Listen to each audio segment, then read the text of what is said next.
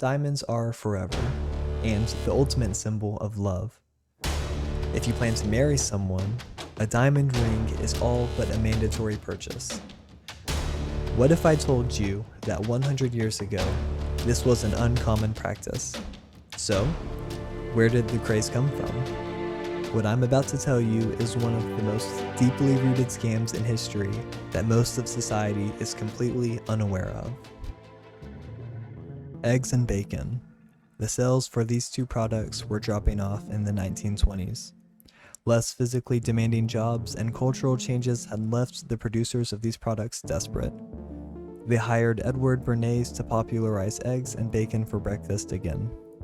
As a result, a massive ad campaign followed, informing the general populace that large breakfasts were healthier than light ones. There was no real evidence to prove this claim, but the ads worked, and eggs and bacon are commonplace as breakfast foods to this day. This is an example of how propaganda can steer an entire nation to change its lifestyle. However, this is nowhere near as significant as that of the De Beers Company, notorious for its monopoly on diamonds. What are diamonds? Diamonds are a type of gemstone made entirely out of carbon. It's estimated that there are a quadrillion tons of diamonds on the planet, and we produce 180 million carats of diamonds annually. Needless to say, there's no shortage of diamonds. As an intelligent viewer, you're likely asking why there would be such a high price for such a common product. The answer is simple: cartels and propaganda. Cecil Rhodes was a pretty average person born in 1853. He grew up on a farm and moved to South Africa to help his brother farm cotton. Once he got there, he realized that his brother had gone off to a local mine in search of diamonds. Eventually, Cecil made his way to those mines. After a few years' break for university, he returned with his new friends in search of fortune. They founded the De Beers Mining Company and grew rapidly. They then allocated their resources to take over other mining companies. Eventually, De Beers obtained 90% of the world's diamond mines.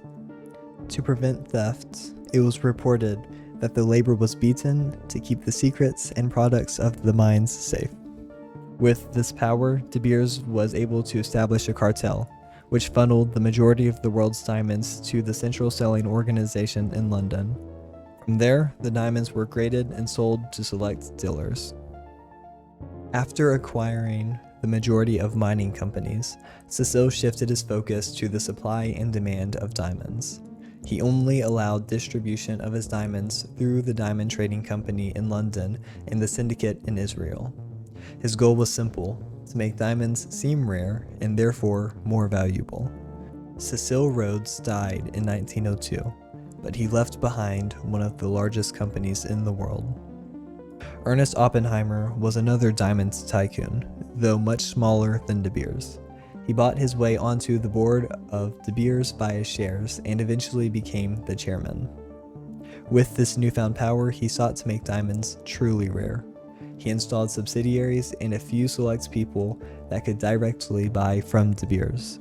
The rest of the world received diamonds from these few individuals.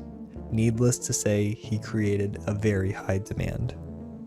However, for some reason, people seemed to care less about diamonds in the 1930s. To combat this, a massive ad campaign was funded.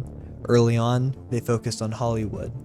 They would adorn the actresses with valuable diamonds to make them more desirable.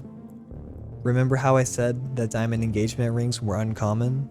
This marketing campaign popularized the practice in the early 1900s. In 1947, they struck gold, or diamond rather, by coming up with the slogan, "A diamond is forever." The concept of equating diamonds to love worked tremendously, and now every man was purchasing the largest diamond they could afford for their love. In recent years, De Beers has lost its grip on the monopoly that it once had. Other nations, specifically Russia, Canada, and Australia, have stopped funneling their diamonds through De Beers' network. However, De Beers is still a multi-billion-dollar company reaping the benefits of its questionable practices.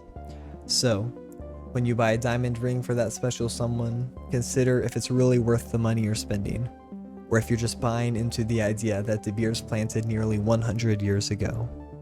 I personally would recommend looking into other, more rare gemstones that would still maintain value even if the diamond market collapsed. And that's it, the world's biggest scam. I'm glad you stuck around to the end, and I encourage you to subscribe if you enjoyed what you watched. See you next time.